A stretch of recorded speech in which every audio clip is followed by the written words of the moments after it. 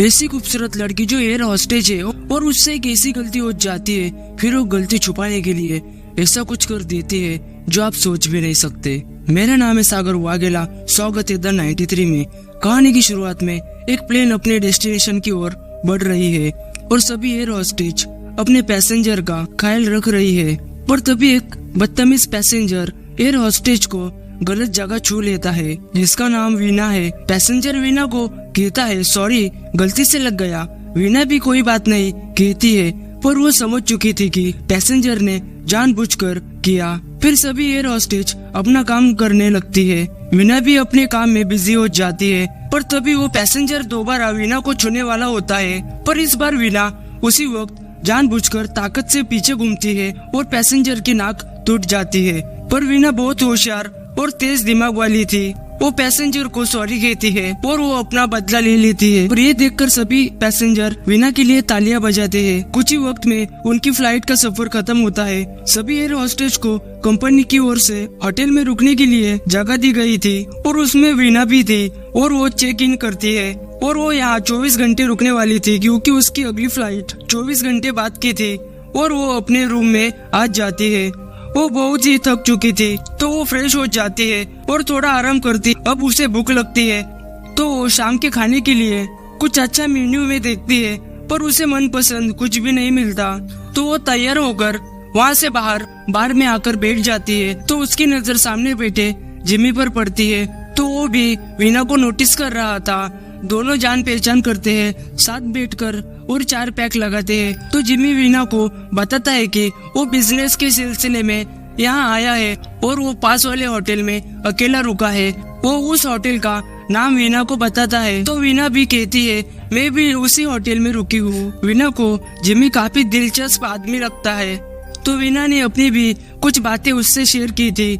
अब वीना घर आ जाती है तो वो काफी नशे में थी और वो तुरंत सो जाती है, पर तभी डोर बेल बजती है। तो वीना देखने उठती है तो देखती है बाहर जिमी था। वो दरवाजा खोलती है तो जिमी कहता है, वाह भाई, भगवान इस कदर हमें मिला रहा है और मेरा कमरा भी तुम्हारे बाजू में है और मैं अकेला बोर हो रहा था तो मैं तुम्हारे पास आ गया। पर वीना उसे जाने को कहती है, पर थोड़ा सोचकर उसे अंदर बुलाती है। अब सुबह होती है तो वीना का सर भारी था और उसके कपड़े खून में सने थे और जिमी भी उसके बगल में था और वो मर चुका था।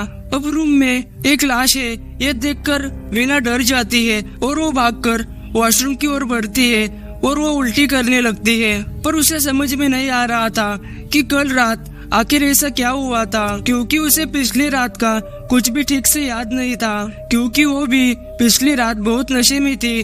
वीना नहाकर अपने खून के कपड़े चेंज कर लेती है और अब लाश का क्या करना है सोचने लगती है, क्योंकि वो इस अनजान देश में अकेली थी और यहाँ का कानून उसे कभी नहीं छोड़ेगा। इसलिए वो पुलिस से बचने के लिए वो जिमी की लाश को बाथरूम के बाथटब में रख देती है और वो बाहर आती है तो उसे खून से सनी बेडशीट दिखती है। अब वो उसे भी छुपाने का सोचती है तो उसे एक लॉन्ड्री बैग मिलता है। वीना बेडशीट उसमें रख देती है और वो बैग कबोर्ड में रख देती है। पर तभी डोर बेल बजती है तो डोर पर हाउसकीपिंग स्टाफ जो बेडशीट गंदे कपड़े लेने आती है, पर वीना कहती है उसके सभी कपड़े क्लीन है और रूम क्लीनिंग की भी जरूरत नहीं है। और ये सुनकर हाउसकीपिंग स्टाफ चली जाती है।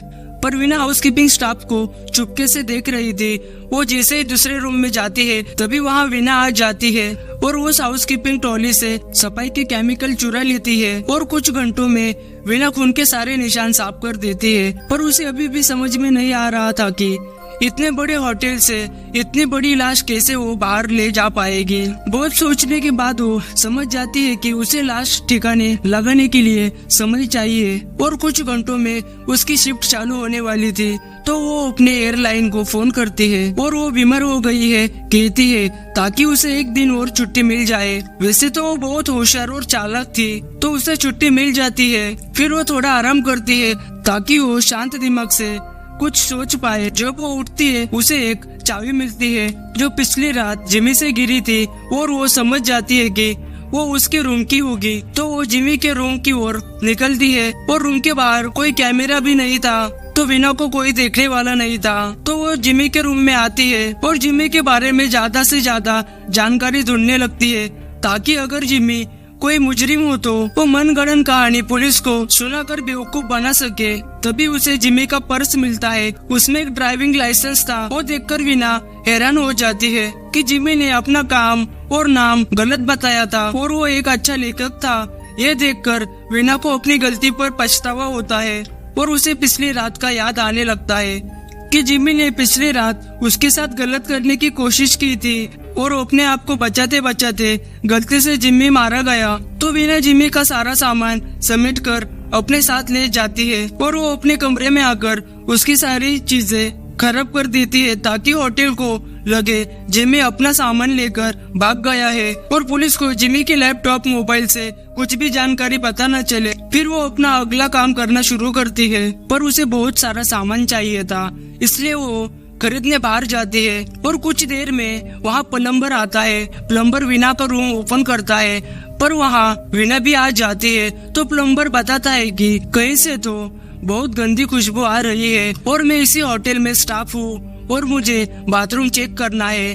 वीना उसे अंदर जाने से रोकती है, पर प्लम्बर नहीं रुकता और वीना सोचने लगती है कि प्लम्बर को तो बाथरूम में लाश दिखेगी तो मुझे इसे भी मारना होगा। पर प्लम्बर जैसे ही कर्टन साइड करने वाला होता है तभी उसे मैनेजर का फोन आता है और वो प्लम्बर को ऊपर वाला फ्लोर देखने को कहता है क्योंकि बदबू तो ऊपर से आ रही थी और वो चला जाता है, नहीं तो वीना उसे भी मार देती। फिर वो जो सामान बाहर से लेके आई थी उसे खोलकर तैयार हो जाती है और जिम्मी के टुकड़े कर देती है, प्लास्टिक बैग में भर देती है और काम खत्म करके वॉशरूम साफ कर देती है ताकि सबूत छूट न जाए। वो बाहर जाने की तैयारी करने लगती है और वो बड़े टुकड़े लगेज बैग में रखती है और छोटे प्लास्टिक बैग में। उस रात वो थक कर सो जाती है। जब सुबह होती है तो वो तैयार होकर अपने काम पर निकलती है और जाते जाते उसे लाश भी ठिकाने लगानी थी। आखिरी बार वो ब्लू लाइट से सारे खून के निशान चेक करती है और जिम्मी और उसके हाथों के निशान मिटा देती है और वो पूरी तसल्ली के साथ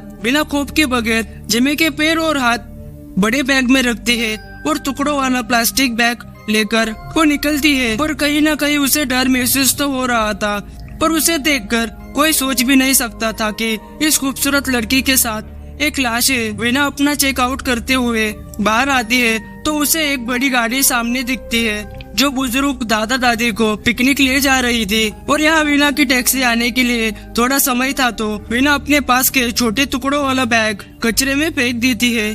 तभी उसे दादा दादी दिखते हैं और वीना उनसे पूछती है मैं आपकी कुछ मदद करूँ?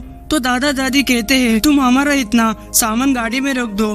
तो वीना उनका सामान गाड़ी में रख देती है और उनके साथ अपना बैग भी उस गाड़ी में रख देती है। और वीना ने लाश तो ठिकाने पर लगा दी थी और उसकी टैक्सी भी आ गई थी और वो एयरपोर्ट आ जाती है।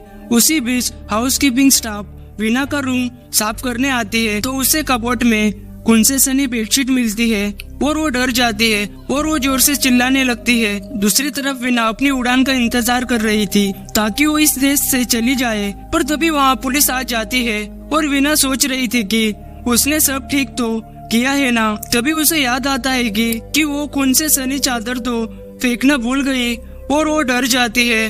उसी वक्त वहाँ पुलिस वाला वीना को अपने साथ ले जाता है, पर वीना पुलिस वाले की गन छीनकर उसे शूट कर देती है। उसी दौरान पुलिस ने वीना को चारों ओर से घेर लिया था और वीना के इतने प्रयासों के बाद भी अपने गुनाह छुपा नहीं पाई और आखिर एक गलती उसकी जिंदगी तबाह कर गई। इसी के साथ मूवी एक्सप्लेनेशन यही खत्म होती है। वीडियो अच्छी लगी हो तो लाइक करें, चैनल पर नए हो तो चैनल को सब्सक्राइब करें। तो मिलता हूँ आपको एक नई वीडियो में, तब तक के लिए गुड बाय।